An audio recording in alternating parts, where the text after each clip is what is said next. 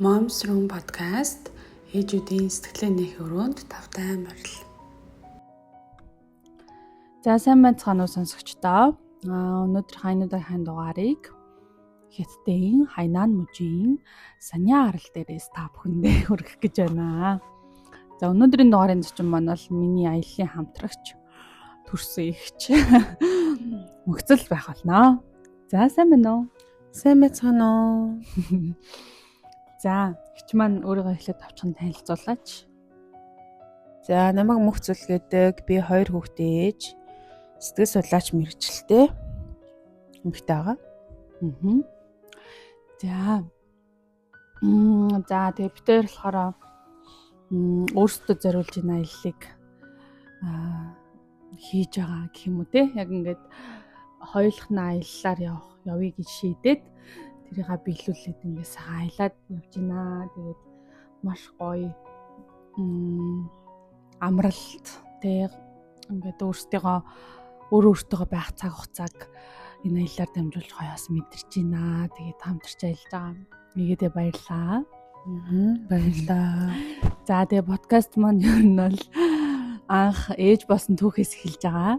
Тэгэхээр анх хэдэн настайдаа ээж болж исэн тийм. Анх ээж болсон сэтгэл тухайн үед бас сэтгэл санааны байдал ямар байсан тухай хуваалцаач гэж. За би болохоор дөнгөж 20 гаруй наснда ээж болсон. Төгсөх курс байсан их сургуулийнхаа. Тэгээд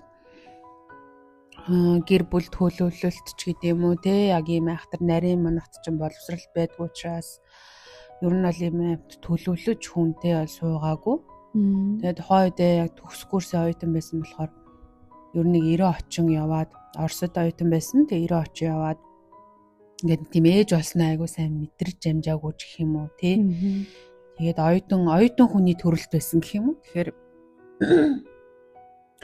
Тэгэхээр ерөнхийдөө жирэмсэн болоод тэгээд тэнд чинь нөгөө жимс ингээд идэж уух юм арай матайхан гэх юм уу. Тэгэхээр миний жирэмсэлтийн ихэнх хэсэг нь одоо тэнд Оросд ингээд өнгөрчөж байгаа учраас надад бол аюу юм хөнгөн таатай тийм гоё байсан. Тэгээд би чинь бараг 35 6 бараг 40 ил нэмж төрсөн байхгүй. Тэгээ ер нь манай одоо удам чинь бас нэлээд ингэж нэмдэг. Тэгээ ер нь тэр нь ингээ амар их шок байсан. За тэгэл хүүхд маань эрэгтэй хүүхд төрөө шинэ оны өмнөхөн төрөөл. Тэгээ хүүхдээ төрүүлээд 1 сарын дараа шууд сургуульд явах хэрэгтэй байсан. Тэгэл 1 сар тэндээ очиж хичээлээ үзчихэл юмаа хийчихэл буцаж энд Монголд ирж 1 сар болоод ингэж явсаар агаад ер нь хүүхд маань 12 сар төрөнгүүд би 7 сард нь төгсөж байгаа байхгүй. Тэгэхээр 7 сарын хугацаанд бол ингээл 1 сар яваа, сар ирээл ингээ явцсан. Тэгээ яг нэг юм зүүд шиг санагддаг байсан да. Одоо ингээ бодох юм бол нэг юм би юу ээж лөө гэл те. Тэгэл нэг заримдаа ээж байгаа л ингээ нэг юм холимог оюутан ч байгаа л дипломч бичээл яг хамгийн ер нь л амьдралынхаа ачаалттай үед ингээд хүүхэд төрүүлсэн байдаг. Тэгээд нэг хүчин амар хөөрхөн шав шар царайтай. Тэгээд юм хөөрхөн юм хүүхдээсэн. Тэгэл мэдээж ээж болсон мэдрэмж нь бол гоё. Тэг ямар ч туршлагагүй. Тэгээд нүднийхаа энэ юу лазер хагалгаанаас болоод хийсвэрээ шууд төрсөн. Тэгээд ер нь гиз нилээ унждаг хийсвэр хаалганд чинь. Тэгэл ер нь ямар ч ингэ туршлагагүй, юм мэдэхгүй. Тэгээд тийм байсан учраас одоо ингэ бодохоор л тэр үед л ингэ нэг жоохон паникт орох ч юм уу те. Тиймэрхүү юмнууд бол байдаг байсан. Тэгээ би ч бас яг нэг юм нэг тийм яг хүн ингээ хүнтэй юм ярих юм бол гадагшаа хүн шиг мөртлөө яг өөрийнхөө ингээ амьдралын нарийн нэмэдэг болж байгаа ингээд нуучдаг ч юм уу те. Тийм бас нэг яг интроверт маяг юм байгаа байхгүй. Одоо нэг сүүл тийм холимог хүмүүс гэж байгаа гэдэг шүү дээ. Тийм ер нь л тийм. Тэгэхээр яг тийм хэцүү үеүүдтэй ер нь хүнээс ингээд ээжээсээ ч нэг ингэж асууж те намайг ингээд өгөөч гэдэг юм уу. Ер нь тэгдгүү нэг юм тусламж авдггүй ч юм уу те. Тийм төрлийн хүн учраас хойд жоохон хэцүү яг амар хэцүү биш. Гэтэ ер нь жоохон нэг юм партаатай гэх юм уу те. Тэг санагдчихсэн. Тэгэл мэдээж сургуулаа төгсөж ирээ шинэ ажилд ингээл орохгүй бол ингээл ерөөсөө яг одоо ингээ бодохоор яг амьдралынхаа хамгийн ийм нэг юм олон шийдвэр гаргадаг яадаг бужигндаг үе дээр хүүхдтэй болсон. Тэгэл яхтай хүүхдтэй болсон мэдрэмж гоё. Манайх чи хүүгүй штэ. Тэгэл хүү төрчгөр манай ээж аваа амар баярлаад л Тэгэл тэр мөрөн ч гэсэн айгу гоё санагдал. Тэгэл би хүүхдийнхаа хүйсийг гитсэн тахт нь зөөр мэдчихсэн. За би хүүхдэл болох юм байна гэл. Тэгэл дараа нь ус яхад үзүүлсэн ч хүүхдтэй болсон. Тэгэл ер нь аюу тийм залуухан байсан учраас жоохон байсан залуухан ч багт те жоохон байсан учраас ингээд нэг ядралгүй нэг тийм түүртэлгүй явцсан гэх юм уу. Анх ээж болсон сэтгэл бол тийм байсан. Гэтэ мэдээж баг зэрэг ойлгох чадахгүй мэдгүй юмуд байсан. Гэтэ одоо ингээд бодохоор манай хүүг аав нь, эмээ нь, өвөө нь ингээд энэ гурван хүн бол үүрэг оролцоо бас яг тэнцүү гэх юм уу те. Ер нь ээжүүдийн хувьд ч ингээд төрөл ганцаараа ер нь нэлээд гарддаг штеп. Миний хувьд бол тэгээгүй. Тэгэл ер нь нэг тийм оюутны л хүүхдээсэн да. За тэгээд хоёр дахь хүүхдээ болохоор хэдэн жилийн дараа гаргасан бэ? Тэр төрөлт ялгаатай зүйл нь ямар байсан? Тэр үеийн сэтгэл зүйн байдал бас ямар байсан тухай тий хуваалцаа. За хоёр дахь хүүхд болохоор тэрнээс жоош 7 жилийн дараа ингээд төрж байгаа. 30 гарцсан. Тэгээд мэдээж хоёр дахь учраас туршлагатай санагдаж шүү дээ. Эхний төрсөн тэр төрөлтөө бол бүгд ингээд амар анхны сэтгэл учраас яг уучраа болохгүй байсан юмнууд дээр бол туршлагатай хаана төрөх те яах юу бэлдэх хизээ яавал хизээ төрүүл зүгээр үуч гэдэг юм ингээд бүх юмаа тохируулж исэн. Тэгээд хоёр дахь төрөлт бол охин за ингээ хүү охинтой би тэнгууд хоёр дахь төрөлтөн дээр яг ингээ төлөвлөсөн. За би докторт сурах уу эсвэл хүүхдтэй болох уу гэд төлөвлөж агаад тэгээд хүүхдэд төрүүлсэн учраас ер нь бол бүх юмд ингээд бэлтгэлтэй байсан гэх юм уу. Тэгэл тэр үеиг одоо бол тийм шилжилтийн юм айгу багтай. Өөрийн гэсэн байраа худалдаад авцсан, тодорхой ажил эрхэлдэг. Тэгэл санхүүгийн хувьд ч гэсэндээ ингээд эцэг эхээсээ тусдаа тэгээ болцсон ийм үе дээр төрж байгаа учраас ер нь бол оюутны хүүхд чинь бол ингээл нэг байр суурь олохгүй зүтгэжсэн бол хөвчлээ эмээ өвөд нүлдээ харуулах ч юм уу те ингээд тийм юунууд одоо өөрөө яг бие дааж чадахгүйсэн гэх юм уу те. Тэнгүүд хоёр дахь хүүхдээр бол аль үшээ ингээд гэр бүл бүх юм доктортой болсон ингээд цалин мөнгө юу тийм байр сав бүх юм доктортой учраас хоёр дахь хүүхдээр бол яг худалдаж авсан байраа ер нь бол сольсон. Тэгээ хүүхдэд зориулаад солиод бүр манай ингээ унтлагаараа ягаа оботой байсан. Тэгэл ер нь ингээс хоёр дахь хүүхдээ илүү 5 дахьтай орчин төрүүлээгээл бүх юм дээр нь бас анхаарсан. Тэгээ ер нь айгуу ядарсан. Тэгээд маш олон ханаа төрсөн, илүүдэл жингээс жирэмсэлсэн. Нөгөө өмнөх төрөлтийнхөө илүүдэл жинг бол 1-2 жилийн дараа ингээд бүгдийг нь хасаад айгуу хүнд боксинг бэлтгэл хийгээд хоолны дэглэмлэн бариад ингээ хасаад хивэндээ орсон байсан бол хоёр дахь төрөлтөн дээр бол би өөрөө аль үшээ ингээ бүр 103 хэлмэлтэй лөө. Тэнцэнсээ жирэмслээд тэгээд айгуу өндөр жингээс жирэмслээд ер нь нэг юм турчаа дараа нь жирэмслэе гэдэг бодлоо айгуу их нэг жил яваад тэгээ ер нь турохгүй байсан байхгүй ер нь ингээ жин хасахгүй тэгэхээр за ер нь одоо ингээд бас төрийгэ бодсон юм чинь ер нь жингээ хасна гэхгүйгээр одоо шууд ингээ жирэмсэлж байгаа. Тэгэл жирэмслэл тэг өндөр жинтэй байсан учраас нуруу их өвдсөн, ханаа төрсөн, дархлаа муу байсан учраас хүүхд маань диатезтэй надад аавын даалан ч гэсэндээ ер нь юм диатез бас байдаг. Тэнгүүд нөгөө диатезтэй хүүхдийн арчилгаа чинь одоо диатезгүй хүүхдийн арчилгаанаас бол шал өөр. Тэгэл гэр орноо байнга цэвэрлэн, живтэй цэвэрлэгээ хийн. За тэр үед бас ковид гарч ирсэн учраас бас л тэгэл нөгөө амар цэвэрлэн барин өвсөдтэй болчих юм шиг туултал цэвэрлэгээ байдаг. Тэгэл бүх юм ингээл байранд нь цэвэрхэн байлга бүгдийг ингээд яг нэг тим юм надад ингээ үүсэж хүчж эхэлсэн аахгүй. Тэрээс уг нь би тийм юм биш. Тэнгүүд ингээл бүх юм байранд авах хэвээр, цэвэрхэн байх хэвээр. Тэгэл тэр чинь нөгөө хүүхдийн харшлыг хөдлөхгүй бол тэгэл тийм ч мэдж болохгүй, юм ч мууж болохгүй гэл ингээл ерөөс бүгдийг хороол. Тэгэл тэр бол амар стресстэйс яг тэр хэсэг нь. Тэгэл байн хүүхдээ харсны эмнэлэгт үзүүлэл байн янз бүрийн тос түрхээл. Тэгэл нөгөө харшлын сэдрэхгүй тулд ингээл бүх талаараа хичээдэг. Тэгээд хоёр дахь хүүхдээ бас л 7 сартаа хахад нь ер нь ажилдаа ороод тэгээд яг ажилдаа бол юу гэдгийг 8 цагийн ажил шиг бол ажиллаагүй учраас гайгүй байсан. Хай нэг нянягаар харуулцдаг. Тэгэл ер нь их байнга ажил руугаа явдаггүй. Тийм болохоор харьцангуйгаа ажилдаа орсон ч гэсэндээ харьцангуйгаагүй.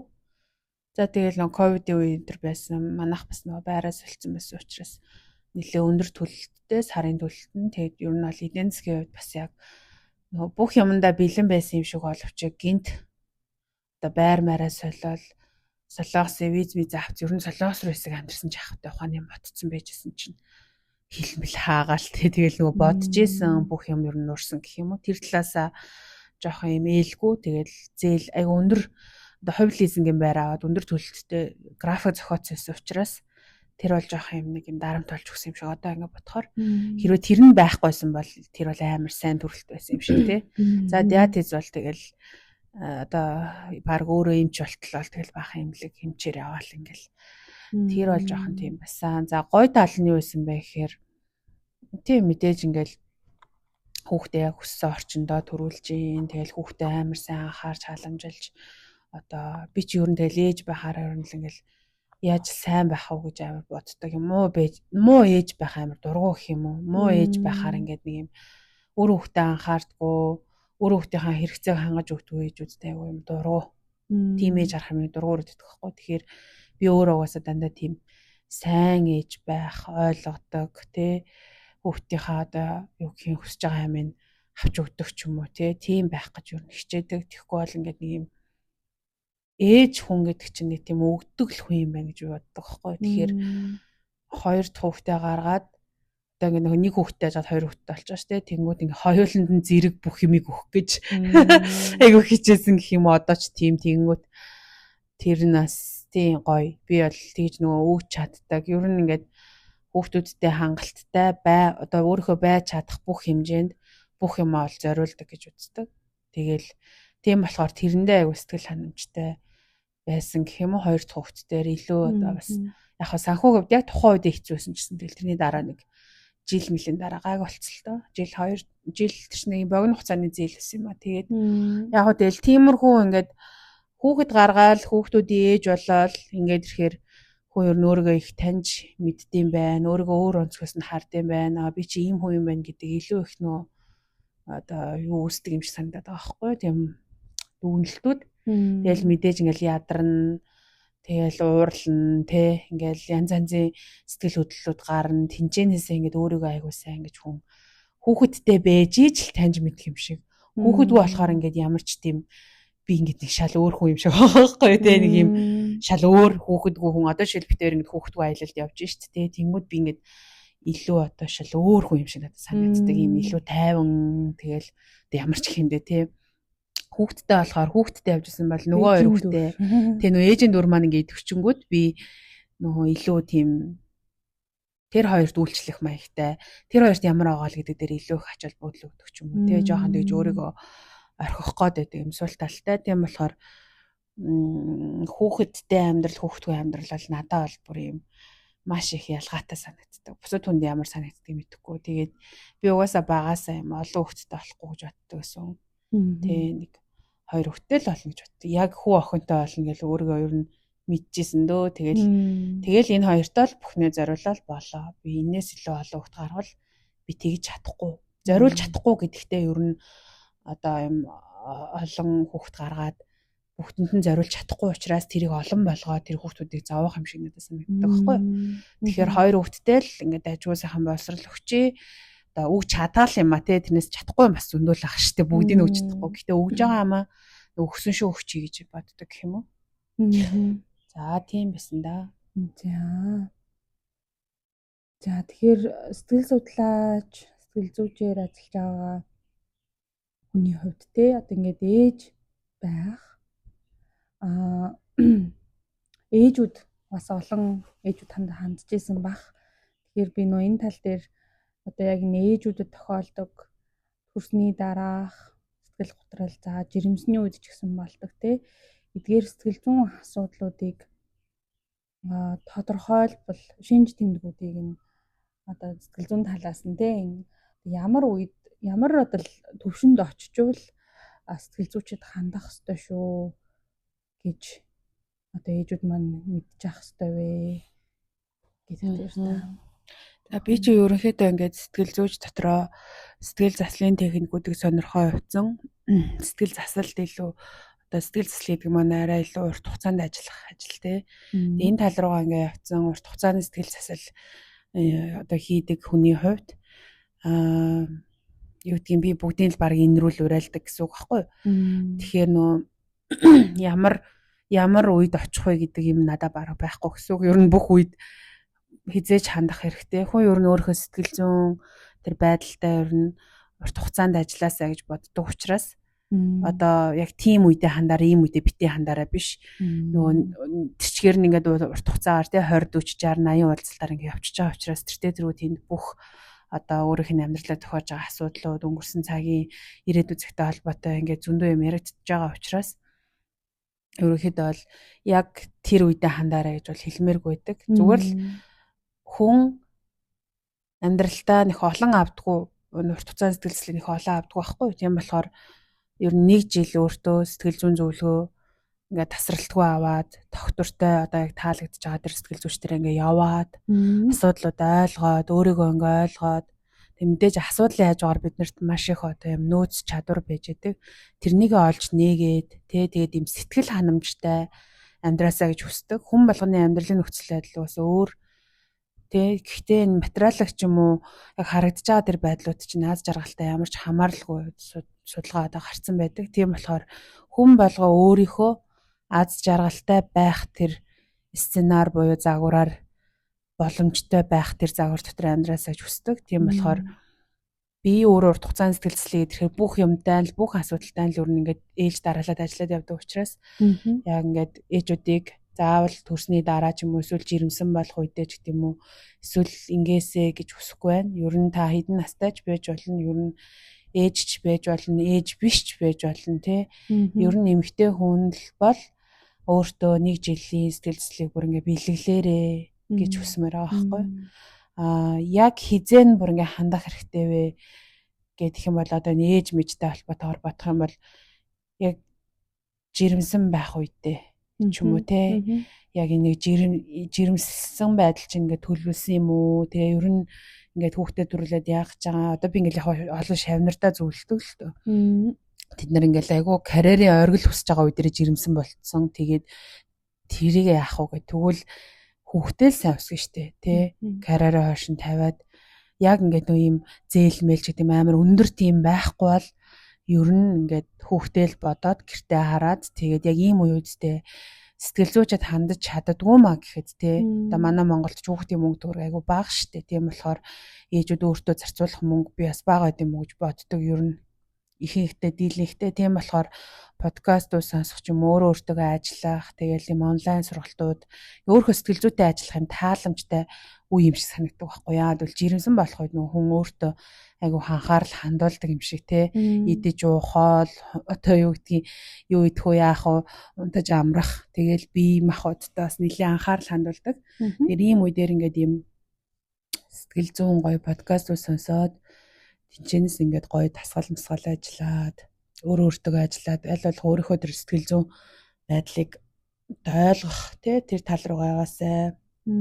За тэгэл ээжүүд ийм гоё бүлгийн уулзалтуудад ирээсэй тий манай төв дээр байгаа өөр газар зохиож байгаа л бас тэндээ очиосай ингээд нэг юм дэмжих community байх хэрэгтэй юм шиг санагддаг. Тэгэхгүй бол ингээл би ганцаараа жирэмсэн юм шиг би ганцаараа юм шиг. Тэгэхээр тээж төрүүлэхээс одоо тээж төрүүлэх хоёрын алин дээр нь илүү очиосаа гэж хүсэж байгаа бол тээж явах үе дээр илүү очиосаа. Төрснийхаа дараа ч гэсэндээ ер нь яг энэ цаг гаргаасай.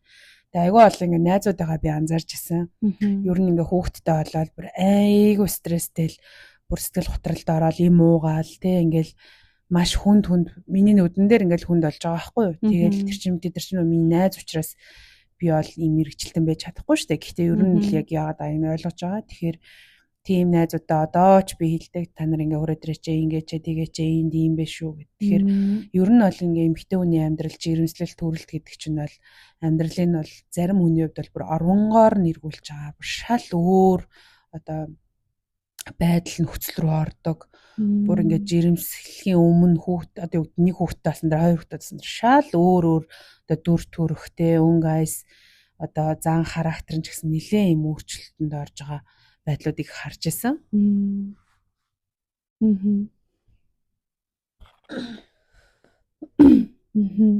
За тэгвэл төрсний дараах сэтгэл гутралыг заримдаа хүн болгоно тэр болгон одоо тий ингээд имжлээд ч юм уу эсвэл тэрийг ингээд даван туулцсан юм шиг хэрнээ.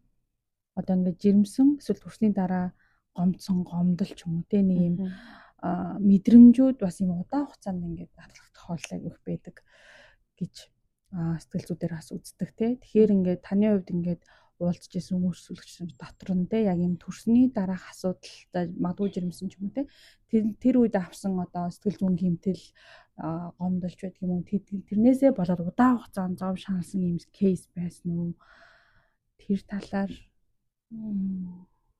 ерөнхийдөө яг нөө саллалтын кейс дээр л их гарч ирдэг л те одоо ингээд нөхөртөө гомдох, хадам аав ээжтэй гомдох те юу гэдэг нөө одоо бусад хүмүүст гомдомтгой байх нь илүү их юм жирэмсэн төрсний дараах 2-3 жил дотор ингээд байдаг. Тэнд хэлж байгаа үг мүг илүү их юм тод хурц санагддаг ч юм уу те дааврын өөрчлөлттэй холбоотойгоор юм.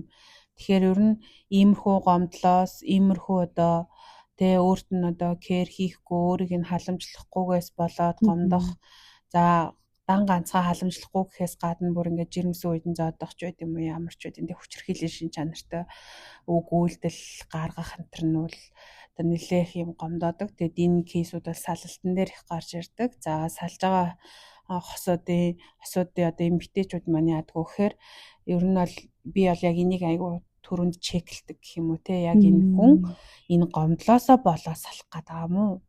Эсвэл энэ нь яг юм тогтцсон хүчирхийллийн шин чанартай юм уу? Тэ илүү тогтонгошсон юм уу? Энэ ямар учиртай ингээд илүү тэр нөгөө яг юм гомдлоосоо болж салах гэдэг байгаа бол тэрийг бас ингээд зохицуулах аргууд байгаа штэ тэ яг хүчирхийлэл биш болох юм уу да.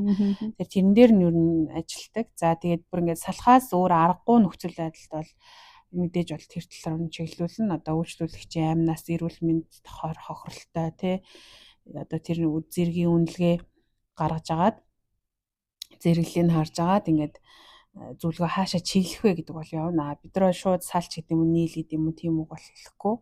Гэхдээ ихэнх тохиолдолд одоо эмэгтэйчүүдийн сэтгэл зүйн байдлаас болоод эхнэр нөхөр тусдаа амьдрах тэгээ хамт амьдарсан ч гэсэн маш юм хэцүү одоо сэтгэл зүйн хувьд давж дийлшгүй болох тохиолдлууд бол цөөнгүй байдаг. За тэгээд ээжүүдийн хувьд ээжүүдийн сэтгэл зүйн байдал хүүхэд дээр ингээд бууж ирдэг те эсвэл заримдаа ингээд генетикээрээ дамжиж те одоо өвлөгдөх тохиолдол байна. Эсвэл ингээд ер нь нэг юм угаасаа хүн холбоотой гэдэг шигтэй ингээд ээжээсээ гарсан хүүхэд учраас гэр орны уур амьсгалыг бас ээжүүд ингээд бүртгүүлж идэг те. Тэгэхээр ингээд ээжүүд тайван байвал хүүхдүүд илүү тайван байх боломжтой гэдэг. Тэгэхээр таны хувьд ингээд өөрөө сэтгэл зүйчийн хувьд те өөрийгөө тэр сэтгэл санааг тайван байх төр яаж анхаардаг вэ? Тэгж анхаарснаар хүүхдүүд дээр гарч байгаа нөлөө анзаарч ирсэн үү? За би бол ер нь нэлээ юм ааштай ээж. Ааштай гэдэг нь бол ингээд ууралдаг гэсэн үг. За уурлахаас гадна шаардлага тавина. За ер нь гэхдээ тэр нь ингээд юу гэх юм арай их гэх юм уу те яг дунджаас арай их тэрийг бол би тэгж хэлнэ. Тэгвэл энэ байдлаа одоо яаж бууруулж багасгаж яваа вэ гэхээр юу гэдэг хүүхэд бол тусдаа одоо хүн те тусдаа хүн миний хаар байх албагүй би одоо ингээд те юу гэдэг ингээд бид нар чинь хүүхдээ хүмүүжүүлэх гэж ингээд бүх юм яг миний хаар байх нэг юм хит их оролцоо байдаг шүү дээ. Түрүүн би хүүхдүүд бодлоо нэлээ хэм хийдэг гэд тэнгүү тэрийгээ тэр энэ юу руугаа оруулж ирэх айгу дургу. Одоо хит их оролцох гэх юм уу? Бүх юмаа өөрөөсөө заавал юм хамааруулах ч гэх юм уу те. Аль болох тийм нөгөө жоохон бие даасан өөрөөсөө жоохон юм нэг зарим үед ингээд зай ахуулаа, зарим үед нойртой ч гэдэг юм. Тиймэрхүү аргуудыг хэрэглээд байгаа гэх юм уу. За би одоо өөрөөсөө л асууна л да мэдээж энэ одоо саяны энэ процессын үйлдэл дээр би яг одоо юу байсан уу те хит их байсан юу too much одоо хянах гад оролцсон уу эсвэл ууралцсан уу ч гэдэг юм уу те тэрийг ингээ анзаарна. Гэхдээ ер нь би ингээ анзаараадсэн чинь миний уур бол ямар үед айгүй их багасдаг вэ гэхээр хүүхдүүдээ байгаар нь хүлээн зөвшөөрж байгаа тохиолдолд.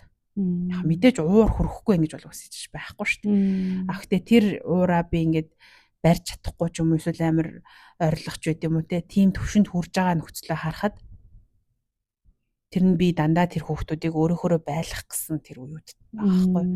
Тэгэхээр одоо намайг л ганцхан тойроод дэлхийн ертөнц зэрэгэд байгаа биш шүү дээ те би ингээ хамгийн гол хүн биш шүү дээ. Тийм учраас ингээд юу гэх юм тэр хүүхдүүд өөрийн гэсэн үзэл бодолтой өөрийн гэсэн бас нэг юм таах нь бас зүгээр бид нар ч болохоор дийж өсөөг байхгүй өөрийн гэсэн үзэл бодолтой байж болохгүй юм шиг ингээл нэг юм тийм иргэшээлт ч юм уу эсвэл одоо юу ч хэмдэ том үний үгийг даах хэрэгтэй ч юм уу тийм нэг би гэдэг юм айгу багтай тэгээд тэр хүнд л одоо аав ээжтэй л таалагдах хүлээн зөвшөөрөх хүсэл ихтэй учраас нэг тийм одоо орчин үеийн хүмүүс чинь тийм биш учраас илүү тэр төлөв жоохон дэмждэг юм өөрийн гэсэн үзэл бодолтой байх тий одоо манай хүн ингээд найз охинтой олсон байх энэ тэрийг бол дэмжин одоо за дэмжлээгээ тэрийг хэтрүүлэхгүй тий ингээд ер нь л нэг юм хэмжээг л барих гал хичээдэг юм байна л да юу хитэрж гин гэдгийг айгүйх барьдаг өөрийнхөө ч тэр хүүхдүүдийнхаа ч тэр тэгээд тэрэн дээр жоохон ингээд үзүүл зүгээр юм уу тэгээд үзүүл зүгээр юм уу гэдэг арга барилуудаа жоохон ингээд өөрчлөө яваад идэг тэгээд бас заримдаа тэр маань жоохон одоо хитрхи хүүхдүүдээ ингээд дураар нь байлгаж байгаа юм шиг юм бас болно. Тэгэл ирэхээр нь тэгэл тий арай өөрөөр нь байлгах ч уу арай би одоо ингэхгүй байна уу ч гэдэг юм уу тий. Тэг яг нэг тэдний төлөө бүгдийг хийж байгаа юм мөртлөө итгэж бүх юм руу нь хороод л ингээд нэг юм обсессд болоод хянаал тий өста миний хөөхөд гэл тийх бас айгуу дургу. Жохон тийм тий тийм бол дургу. Тэгэхээр уураа шинтраа ингээ харах юм бол за хоорондоо хүүхдүүд муудалцнаа бас тэр нь одоо жишээлбэл эн чинь ганцхан надаас хамаарахгүй би болон хүүхэд гэдэг асуудал биш хүүхдүүд хоорондоо муудалцах одоо ахын дүүгээ дээрлэх ч юм уу те ингээд ийм үйлдэлүүд гаргавал тэр нь бас би амар дургу ер нь ингээ хин нэг хорлох үед амар дургу тэрэнд бол бас амар өндөр реакшн гаргана гэх мэтчлээ ингээд миний ингээ уурч гэдэг юм уу миний ааш яг хүүхдүүд рүү чигсэн зүйлүүд маань яг энэ дээр л байд юм байна гэдэг триггерүүдээ олоод мэдчихэж байгаа байхгүй. Триггерээ мэдсэн учраас дараагуудаа ингэхдээ жоохон өөрөө жоохон буулгаж л орж ирнэ л те. Жоохон хашгирсан ч гэсэн те. Ингээд нэг хараа буулгаал за би ч юу нэгхээр яг миний уур хурдаг шүү гэдэг юм бодвол байгаа байхгүй. Тэгэнгүүт би одоо яг хин нэгний дээрлэгсэн дүү нахыгаа ахан дүүгээ за дүү нахыгаа дээрлэх ч юм ховрдоо ахан дүүгээ дээрлэх нэгтэй тэгэл юм би биэндээ юм шудраг бас хандах үед за дээрэс нь нөгөө уцаа хураалгаарай гэх юм хураалахгүй байх үед ч юм уу тий. Ингээд би олон хэлэх дургу 3 4 хэл за 3 хэлээл дөрөвдөгтөр бол угаасаа баг ойрлоо шүү дээ. Тэгэх юм учраас олон ингээд нэг юм давтаж яриад байгаа нь ээж байхаа хувьд жоохон хэцүү байдаг гэх юм уу тий. Нэг юм цэргийн хуарангийн захирагчиг тэгээд ер нь тиймэрхүү юм дээр хитрээд байна гэдгээ харчиж байгаа учраас ингэдэг. Тэгэхээр ээжүүдэд бол зөвлөх юм тий. Энд чинь хүн болгоны амьдрал өөр байгаа шүү дээ. Тийм болохоор яг аль уууд дээр миний хитэрсэн зан гардаг вэ. За яа бас яг тэрэн шигэ би бас яг юугаараа сайн ээж вэ гэдэг ч юм уу те. Юугаараа би сайн бас чадаад байна гэдгийг бас заавал харах хэрэгтэй гэж зөвлөмөр байна. Тэгэхгүй бол ингээд дандаа чадахгүй дээрээ төвлөрдөг учраас хүмүүс амар юм аз жаргалгүй ээж байдаг юм байна гэж боддог. Тэгээд мэдээж энэ одоо битэрийн подкастыг сонсож байгаа хүүхэд төрүүлсэн бүх ээж л одоо ингээд хүүхэдтэй хамгийн сайн ээж байх гэж бол угаасаа хичээж байгаа. Тэгэхээр тэрэн дээр мэдээж ингээд алдаа дутагдал гарч ирнэ. Тэр нь хэвийн нэг удаа бүр сургуульд орж исэн чинь тэгсэн байхгүй юу? Хүүхдүүд сургуульд орж исэн чинь тэр олон жилийн өмнө тэгсэн чинь сэтгэл зүйчээ та хүүхдээ хизээч загнадаг байх та гэд манай хүүхдийн үе. Тэгээ би загнадээ штэ гэсэн чинь тэр сургуульд орж байгаа үед би тэр хүүхдүүдийг загнахгүй штэ угаасаа тий. Тэгэхээр тийм төгс ээж шиг ингээд санагдсан байгаа байхгүй хүндтэй. Тэгэхээр төгс царайны ард төгс одоо бичлэгний ард те мэдгүй одоо төгс нана гэсэн хандлагын ард мэдээж төгс биш хэсэг нь явж байгаа угаасаа. Тэгэхээр тэр нь одоо хүчирхийлэл багтаа байгаасай өөрийгөө анзаардаг байгаасай тэгээд тэрийгээ жоохон буулгаа сурчаасай өөртөөгөө дийл хийгээ сураасай л гэж ээжүүдэд одоо ээжүүдэд төсдөг те. Тэгэхээр нөө яг түрүүний хэлдгээр те сэтгэл зүйч байлаа гэд амьдралд ямар ч асуудалгүй бүх тал дээрээ одоо ингэ сэтгэлээ ойлгоцсон те ийм бас байдаггүй яагаад байгаа. Тийм тэгээд игийн хэлж байгаагаар бас нөө ярианд би бас тэгж бодож илаа. яг ганцаараа л ингээд чадахгүй юм шиг мэдрэмж ээж айгүй хавдаг шүү дээ. Тэгэхээр ингээд нөгөө бустай ярилцах үед би одоо их нэрэн сувлал дээр ингээд ээжүүдтэй ажиллаж байхад манай ээжүүд 2 3 ээж ингээд хамт суугаал би тэгэхэд за ямар асуудал байна гэл ингээд хоорондоо ярилцах үед тэр ингээ уулзалтын дараа дандаа тэгдэг байхгүй би ингээ ганцаараа ингэж мэдэрдэг юм байна гэдгийг ойлготлоо. Тэр нь бас их гоё ялаа гэд тэгдэг. Тэгэхээр ингээд төрсний дараа төрж байгаа мэдрэмж гутарж байгаа байдал ч юм уу те ээж байхад ингээд хэцүү үеуд те уурлах бие барихгүй байх энэ болгон ингээд бүх ээжэд яг үнэндээ тохиолдож байгаа. Таны сошиалгаар харж байгаа төгс ээжийн бичлэгний арт ч гэсэнтэй те бие барихгүй ингээд хэцүү болдог уйлмаар үед нь бас байж л байдаг. За тэгэхээр ингээд ээжүүд нөө айгүй өөрийгөө буруутгал өндөр байдаг учраас өөрийгөө хийдэг шүүмжлээд байдаг болохоор нэг юм бүх амьдрал нь зөвхөн энэ ээж дүр дээрээ хитэх төлрөөд нэг юм өөрийн одоо нөгөө өөрийгөө алдсан юм шиг мэдрэмж аваад идэв шүү дээ. Нэг юм ээж болохоос өмнөх би гэж нэг хүн байсан. Тэр хүн одоо бараг хаанагаа болж юм уу те. Тэрийг ингээ бүр ингээ алдсан юм шиг мэдрэмж айгүй олон ээжүүд бас авдаг юм шиг санагддаг. Тэнгүү тэрний хажууд эхнэр байх дүр, охин байх дүр те ажилтан гэдэг ингээ маш олон юм дүрүүдэд эмхтэй хүн ингээд яг хүн болгоно те ер нь бол тэр дүрүүдэд орж амьдарч байгаа. За тэгэхээр ингээд тэр шүүмжлэл буруутгалаас хоолой хандвал мэдээж тэр өөрийн нөгөө нэг өөрийнхөө хин гэдгийг те тэрийг хайрлаж ойлгож тэр өөрийнхөө дүрийг одоо алдахгүй байх нь их чухал юм болов уу гэж би бол ингээд анзаарсан. Тэгэхээр таны хувьд ингээд яг өөрийгөө хайрлах тий тэр өөрийгөө авч үлдэх байгаагаар нь үнцэнтэй гэн ойлгож мэдрэх дээр ингээд юу хийж одоо тэг өөрийгөө алдахгүй байхад тусалж байна вэ гэх юм уу? Угаасаа өөрийгөө алдцсан. Алдахгүй байхад тусалж байгаа юм юу ч байхгүй угаасаа алдцсан тий. Тэгээс алдсан яг үндэ би ингээ гэр бүлийн амьдралд орж ирээд хүнтэй суугаад хүүхд гаргаад ингээд би өөрийгөө бүрэн алдсан байхгүй юу. Би тэр амьдралыг хамгийн сайхан байлгахын төлөө олон ажил хийж те. Тэгэл манай нөхөр ч гэсэн ингээ хойлоо зүтгээл ингээл байж чадах одоо бүх сайн сайхнараа одоо ажиллаж хөдөлмөрлөж хандаж харилцаж яадгийн те одоо ингэж байсан. Тэгээ маш их юм хичээл зүтгэл надаас гарсан гэж би боддог. Тэр хэрээрээ бас би өөрийгөө бол алдсан. Өөрийгөө алдсан гэдгийг яаж мэдээд байна вэ гэхээр би бол маш их жин нэмсэн гэр бүлийн амьдралд. Гэр бүлийн амьдрал байхгүй үед бол би угаасаа тийм жинтэй байдгүй байхгүй. Тэгэхээр жин маш их нэмсэн. Тэгээ энэ овер жин дээрээ маш ч байх те 17 оноос хойш 18 оноос хойш гэж бодохоор чинь 7 жил явцсан байхгүй юу 100 гараад бүр 130 мөч хүрээд тэгээд ер нь ингээд энэ жингээ одоо ихснийгээ би өөрийгөө алдсан гэж үзсэн. Яг бол би юун жим мантал байхгүй юу нөгөө датцтай хөөхөд нөгөө ковид тэгэл нөгөө нэгдүгээр ангийн хөвт би яг ковид нэгдүгээр ангийн хөвт ингээл ерөөсөө энэ гэр бүлийн амьдрал гэдэг юм руу ороод би яг нөгөө казино орсон юм шиг болчихж байгаа байхгүй тий. Тэг юм хурж мөнгөгүй дээ ингээ баг өөрийгөө барьцсан тавих гэдэг юм уу. Тэгээ ер нь ингээд таргалахаас гадна би хитрхи их цагийг гэр бүлтэй зарцуулдаг ч юм уу тэ өөртөө айгу бага цаг зарцуулдаг ч юм уу надад ингээд тэр чинь өөртөө хайргуугийн шинж ахгүй юу тэгэхээр хин өөрийгөө ер нь алдаад байна уу гэхээр өөртөө хайргуу хүн ер нь ингээд алдчихсан юм байлээ их их цагаа одоо тийшээгээ зариулаад өөртөө цаг зариулж чадахгүй мөнгө зариулж чадахгүй мөнгө олоол гэдэг тэгсэн мөртлөө өөртөө нэх яадгүй одоо автгүй ч гэдэг юм уу те зарцуулдаггүй тэгээд өөрөөс их олон зүйлийг ингэж харамлаж тэр харамлсан зүйлээ өөр хөлтөд өгдөг ч юм уу нөхөртөө өгдөг ч юм уу гэр бүлдээ зарцуулдаг ч юм уу те тэгэл гой хоол хийх гээл гой гэрээ дандаа ям гой цэвэрхэн байх гал одоо ингээл байгаа гэрээ бас дахиад гой болох чигээл ингээ сольсон байхгүй юу те ер нь ингээл нөгөө манайх чи 3 4 байр сольсон тэгээд тэгэнгүүт чинь ингээ тэр хоолгонд санхүүгийн дарамт ирж байгаа. Тэр хоолгонд ингээд нөгөө гэр бүлтэйгээ сайхан амьдрах юмсан гэдэг нэг юм одоо зүйлээсээ болоод би ер нь өөрийгөө нилээ алдсан. Тэгээ сүүлийн жил 2 жилд ингээд өөрийгөө олох айлд гарцсан те ингээ өөрийгөө хайрлаа. За одоо ер нь болоо би бол хангалттай. Тэгээ одоо ингээд би өөртөө жоохон чиглэе. Өөртөө зарцуулах цагаа нэмье. Өөртөө хөрөнгө оруулалтаа илүү хий те. Тэгээд ингээ явж байгаа. Тэгээд сайхан стилээ сольсон. Стилээ солиод тэгээ энэ жил чинь одоо миний 3 дахь аялал явж гин. Одоо оноос өмнөөс ингээд хоёр аялал явчихсан надад байна. Ингээл энэ минь чинь бол өөртөө зарцуулж байгаа миний одоо цаг хугацаа, энержи, мөнгө те. Тэгэл өөрийгөө ингэж гоё юу гэдгийг усалж байгаа хэсгүүд. За тэгээд энэ жил офс болсон.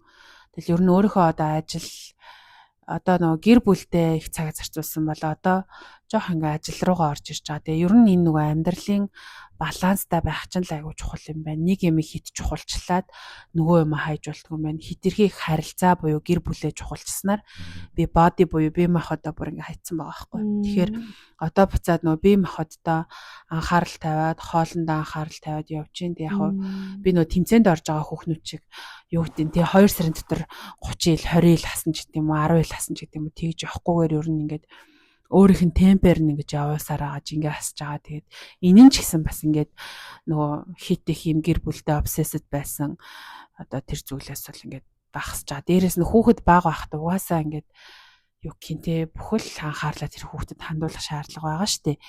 Тэгэл Монголд ч 2 настай цэцэрлэгт оруулна 1 жилжингээ баг ханаа төрнө. Ингээ ер нь бол Монгол төрж байгаа ээж бол нэг 3-4 жилийн дараа л нэг ингээд юм сэргэх тэ хуучин одоо юу руугаа орох юм нөхцөл үүсэж байгаа байхгүй. Тэгэхээр ер нь бол яг энэ 3-4 жил дотор өөрийгөө нэх голохгүйгээр тэгтээ бас бүр ингээ хайчихгүйгээр өөртөө ижилхэн байгаа ээжүүдтэй уулзаж явах нь аягүй чухал байсан юм билээ. Одоо ингээ бодохоор манай төв дээр яагаад бас энэ 7 хоног болго ээжүүдийн уулзалт байгаа вэ гэхээр ер нь л тэрийг л дэмжих зорилгоор шүү дээ тий. Тэгээд ер нь team community team хүрээлэл байгаад ингээд би юмаа ярьж исэн бол гээ бодохоор арай эрт өөрийгөө олж авах байсан юм шиг өөртөө амар хитрхи хатуу ханддаг. Яг энэ фитнесийн тэмцээнд орох гэж байгаа юм шиг. За одоо энэ сард 10 ил хасан ч гэж байгаа шиг тий. Ингээ байнга ингэдэг нэг юм одоо юу ямар хандлага хэмдэ одоо нэг юм хит хатуу хандлагаар ингээ явжсэн байхгүй.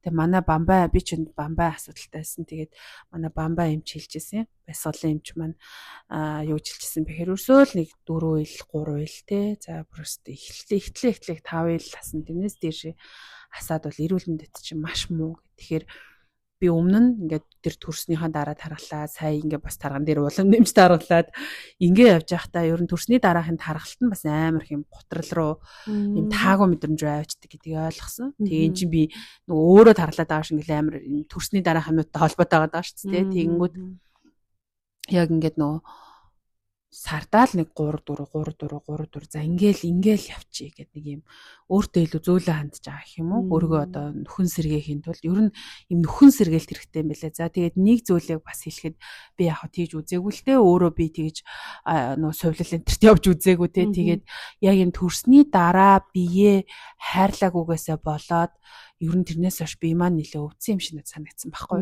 Тэгэхээр яг ингээд төрснийхаа дараа дөнгөж тэр имлгээс гараал ерөн шууд эхнэрээ сувлд явах хэрэгтэй юм байлээ.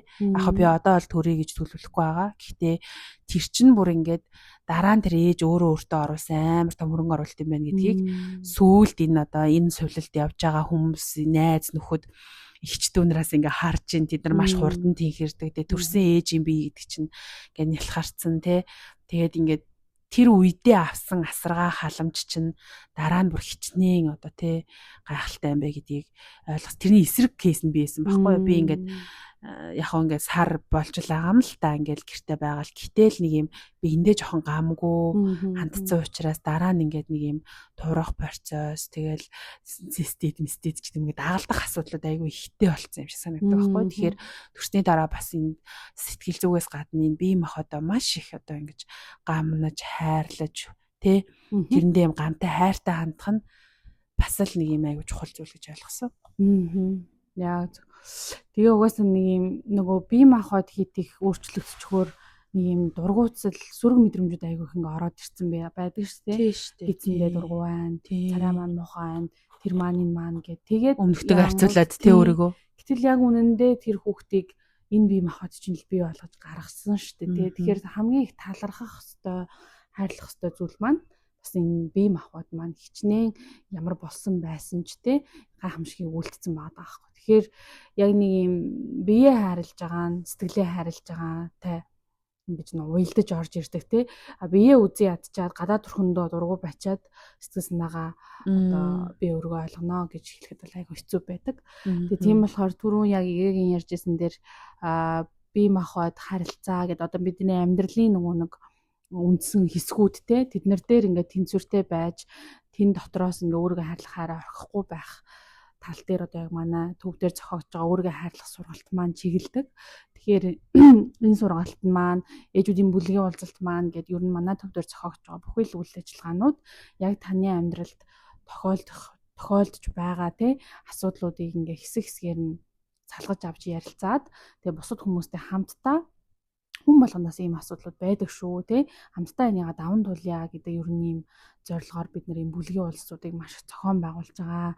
Тэгэхээр ээжүүд маань өнөөдөр битэрийн ярьсны подкастын маань үр дүндээ сонсоод өөрийгөө хайрлах нь ямар чухал вэ гэдгийг бас багч гисэн мэдэрч авсан баха гэж найдаж байна. Тэгээ сэтгэл зүйн байдал эрүүл мэнд маань яг бидний бие махбод эрүүл мэндтэй салшгүй холбоотой. Тэгэхээр биеэ сайн арчилж тордож хайрлаж байгаа үед сэтгэл санаа бас эртдэг. Сэтгэл санаагаа хайрлаад эхлэхээр бие махбод дээр эдгээр гайхалтай өөрчлөлтүүд нь бас гарч ирнэ. Тэгээ тийм болохоор ээжүүдийгаа өөрийгөө яг байгаагаар нь чин сэтгэлээсээ хайрладаг байгаарай. Тэгээ өөртөө зориулах тэр 7 хоногт 1-2 цагийг сэтгэл зүйдээ бие махбодтой хэрэгтэй байгаа тэр халамжтай хийхийг хүсэж байгаа тэр хоббиндоо ч юм уу заавал зориулаарай гэж та нартай хэлмээр байна.